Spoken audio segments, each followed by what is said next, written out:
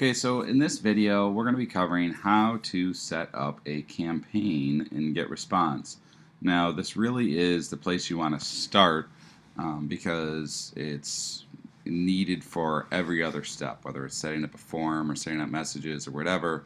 Getresponse needs to know what group you want to contact. So over here, where it says your current campaign, there's a little arrow and a drop down, and we want to click on Create Campaign.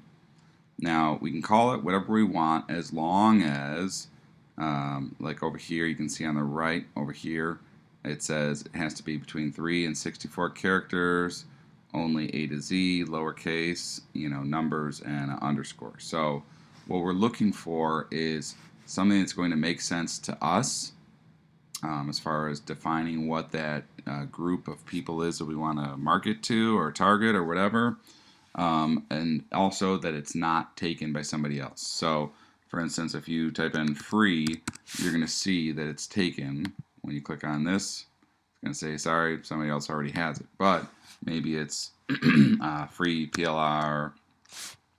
We'll see if that's taken, probably. Okay, great.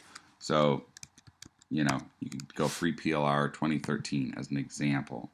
And so, once that's set up, the next thing we need to do is we need to edit our campaign settings. So we click on that, and there's 3 different tabs here, and this is actually pretty important, so make sure that you do this when you set up your campaign. So the first thing is where it says notifications, we're going to click that to off, because otherwise you'll get an email every single time somebody opts in, which we don't want. The next thing is where it says profile here, is we're going to put the title of our campaign. So in this case, we'll say free PLR. And then we click on save.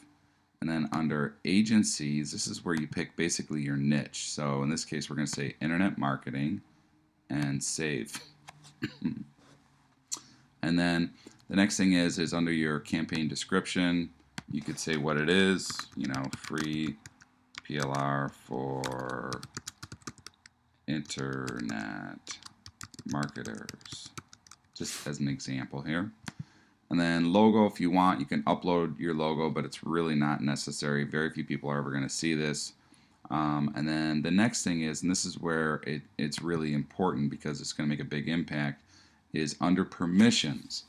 Now, the first thing is these 2 that are checked by default. What they're talking about is enable confirmed opt-in. What that means is when somebody opts in, whether it's by sending an email or by filling out a form, if this is checked off, then what will happen is instead of them being put on your list right away, they'll be sent an email that says, are you really sure you want to be on their list? Which is a big bozo no-no, and it'll kill your conversion rate. So what you want to do is make sure you uncheck these, okay? There's literally no advantage for you to have these checked off, okay?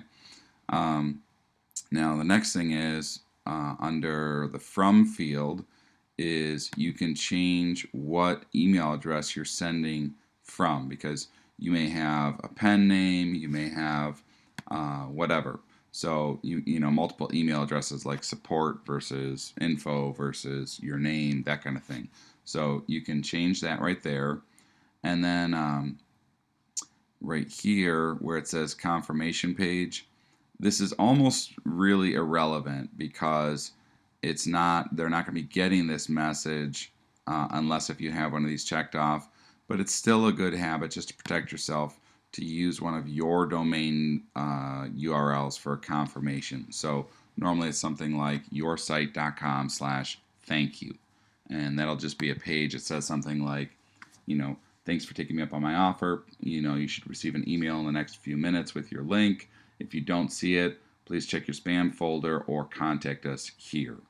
And what that'll do is it'll help you with your branding. It'll prevent customers from being frustrated and cut back on your customer support as well, just by having a custom thank you page like that. So that's all you have to do in order to set up a campaign.